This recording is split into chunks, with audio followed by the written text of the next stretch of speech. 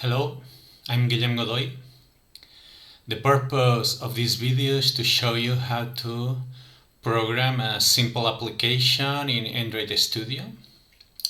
Essentially, we will let the user write two integer numbers, then press a button, and as a result, we will write the sum of both integers in an additional text view, okay? Well, so we move to the programming area. I just created a new project and I'm gonna remove first this text view that appears by default, and I'm gonna add a new one at the top, and this will be an informative text view for the user. First, I'm centering it, and well, the purpose is to here let the user know what he has to do, he or she has to do. In this case, write two integers and press sum. Sum will be the name of the button that we will add later.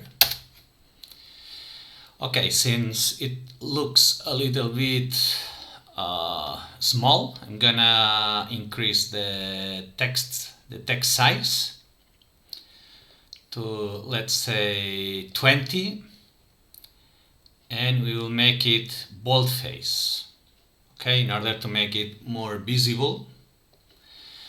Now I'm adding two edit text areas, but I'll choose this particular case of text area which ensures that what we are writing is a number. Okay, we are gluing it to the top after the text view. We will call it, for example, number 1. Okay, and now I add the edit text area for the second number. So I proceed analogously. In this case, number 2. Now I add the button. Sorry.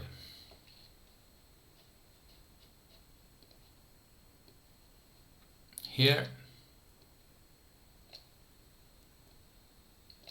we center it.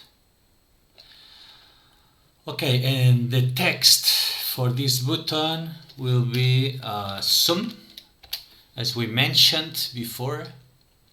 And finally, we have this extra text view.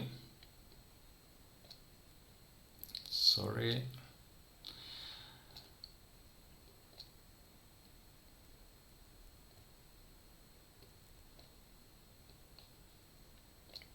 Okay, I will call it result. Here, I will leave its text empty because we're waiting to have two numbers here before writing something that is the corresponding sum. But as before, in order to make it visible, I'm setting the text size to 20 and boldface. Okay. Well, now I'm gonna add a function that must be called when this button is pressed. So I go to the Java area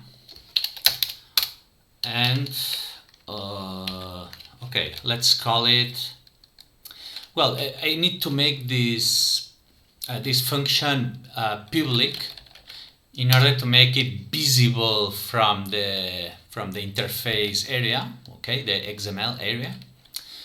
And okay, it will be void because I'm just acting or interacting with the input and output. Okay, in this case, compute sum.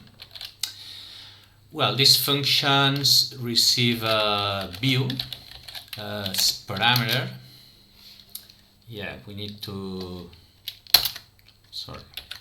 with Alt Enter, we are importing or asking Android Studio to import the corresponding library for the view object.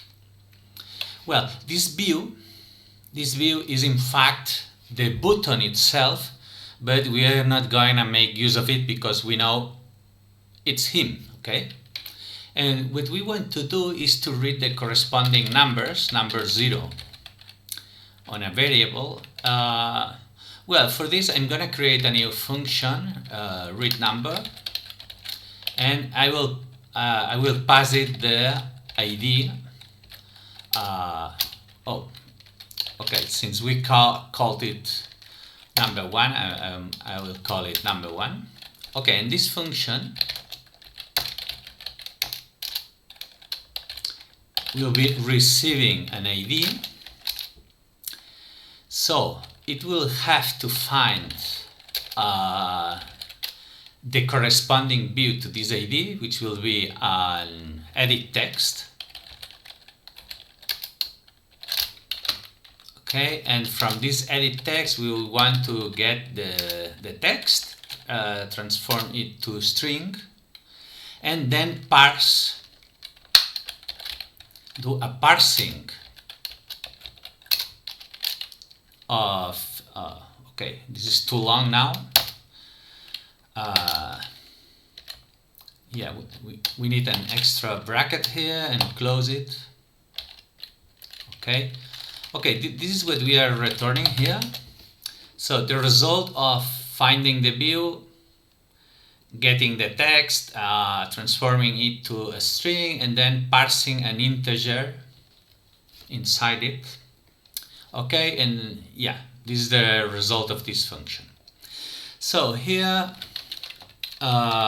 we proceed analogously to read number 2, and now we want to write the result on the edit text that we called result. Okay, so we find this view by ID. The ID in this case is result. Okay, we'll let the compiler know that this is an edit text. Okay, and what we do over it is setting its text to, in this case, the sum of the two numbers.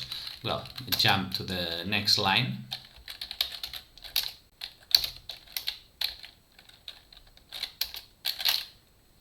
Okay.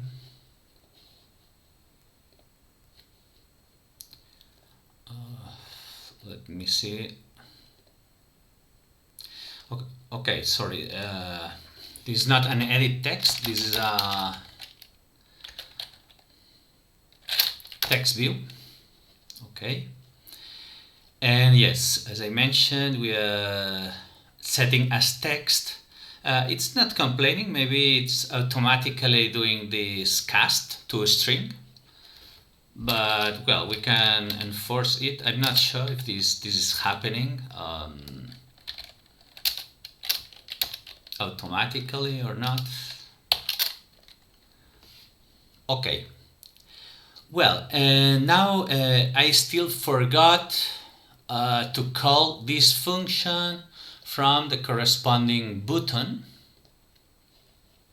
This has to be called from here, and in order to set that, we need to change this property here on click function. When the button is clicked, it will be calling compute sum. Okay. Well, now if I've not forgotten, I don't know why these two things have a different size. Well, let's try if it works. Okay.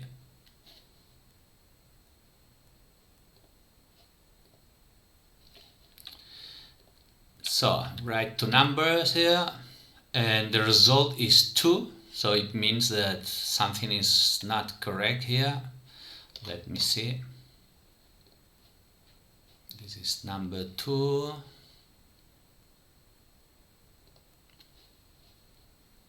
Okay, yeah, it seems that okay, I wrote here I didn't change this to 2, so we were assuming the 2 times the first number.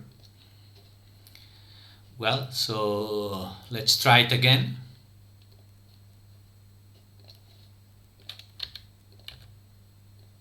So now it seems to work properly. The result is not very big. I don't know why this is happening.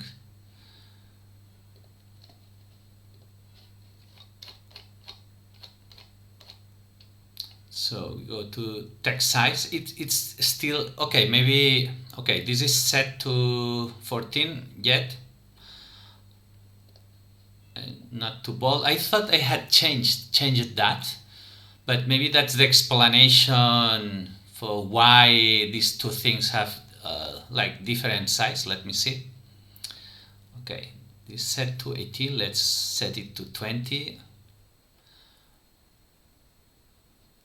And bold, and let me check that the other one yeah, it has the same properties. Okay, so let's try it again.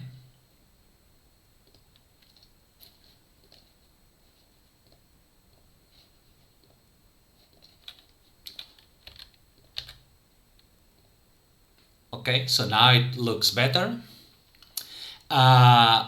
Pay attention. If I, for example, remove this number and press sum, the program crashes, and that's because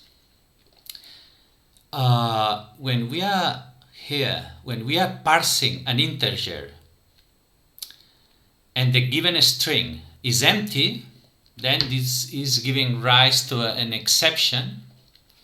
So we are going to add a check here.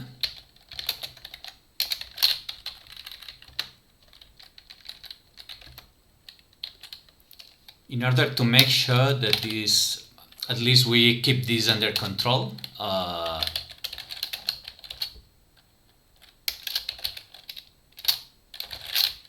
So in the case where there's an exception, we will return a 0, which means that by default the red number will be 0 if a number is not given. Okay, so now let's try it again.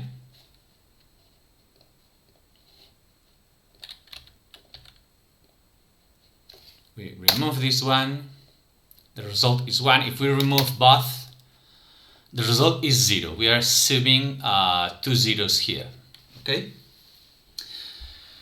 Well, so I'm gonna leave it here, but I propose you, in order to practice with this, some extra or some changes that you can try. For example, apart from having the sum button, you could have some extra buttons. For example, a button for subtracting one number from the other, or first minus second number. For example, it could be the sup button. And you could have also a product or prot button for producing as a result the multiplication of both integers, and a division button for dividing first divided by second number. And in this last case, you could also check whether a division by 0 takes place in order to avoid the program or your program crashing. So in that case, well, you can, for example, in the case where there's a division by 0, then simply give a 0 as a result. It's a simple workaround to that problem. And well, additionally, as you can see, this layout is not very nice. Maybe you could consider search how to change colors how to add a gradient as a background, for example, just in order to make it look nicer, okay? Well, I'm gonna leave it here. I hope you enjoyed the video. You can make the most of it, and I hope I can see you again in a future video. Bye.